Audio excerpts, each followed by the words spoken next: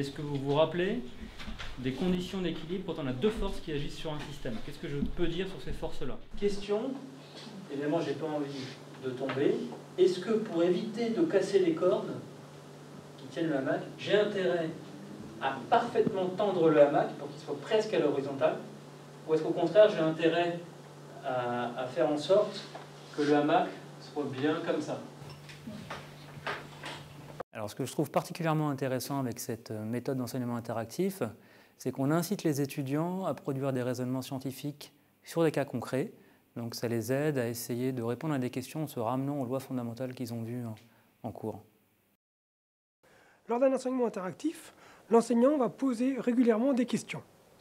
Les élèves vont tout d'abord répondre individuellement de manière anonyme à cette question grâce à des petits boîtiers qu'on leur distribue. Une fois que la réponse de chaque étudiant est donnée, l'enseignant reçoit un histogramme des réponses. Ce qui est intéressant, c'est qu'à ce niveau-là, l'enseignant ne donne pas forcément la bonne réponse. Il va demander aux élèves de discuter entre eux et d'argumenter. Mon voisin de gauche ou de droite essaie de convaincre qu'éventuellement son argument n'est pas valable. D'accord ? On fait la petite séance de discussion et puis on revote dans 1 minute. Qu'est-ce que tu as voté ? Il s'ensuit alors une discussion animée d'environ 2 minutes dans l'amphi où chaque étudiant débat avec ses voisins. Alors pour moi, ça m'a permis de me rendre compte en temps réel du niveau qu'avaient les étudiants, du niveau de compréhension qu'avaient les étudiants par rapport à ce que j'étais en train de leur dire dans le cours. Donc ça déjà, ça a été un outil précieux pour moi. J'ai toujours enclenché cette phase de discussion entre eux, oui, parce que je pense que c'est un moment où ils commencent à s'approprier le cours.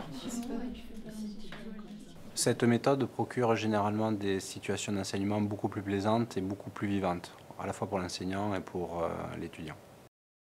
J'ai assigné les boîtiers à chaque étudiant et comme ça m'a permis tout au long du semestre de voir l'évolution et le progrès de chaque étudiant et en particulier de voir ses faiblesses et donc pour aller individuellement l'aider sur les points sur lesquels il avait des difficultés. Ce que j'apprécie le plus, c'est le fait de pouvoir discuter sur certaines questions. Donc, ça nous permet de nous remettre en question quand on a faux ou devoir se justifier lorsqu'on pense avoir juste. Et justement, c'est bien, ça nous force à réfléchir sans passer par le professeur.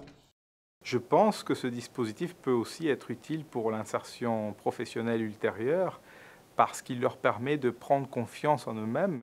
Le fait de voir l'histogramme avec toutes les réponses de la classe, ça nous motive à poser plus de questions. On a envie de poser plein de questions au professeur parce qu'on voit qu'on est moins complexé par rapport à ce qu'on ne comprend pas. De participer, ça donne un côté agréable à la physique qui, généralement, c'est pas forcément le plus agréable, quoi. Oui, la physique est plus intéressante enseignée comme ça, mais ce serait bien de l'appliquer aussi aux autres matières parce que du coup, tout serait plus intéressant. Et grâce à cette expérience qui était géniale, j'envisage maintenant que j'enseigne à l'université d'instaurer cette interactivité entre les élèves et moi dans mes TD par exemple. J'incite tous les collègues à tenter l'expérience au moins une fois sur un sujet où on peut les aider et ils verront l'effet.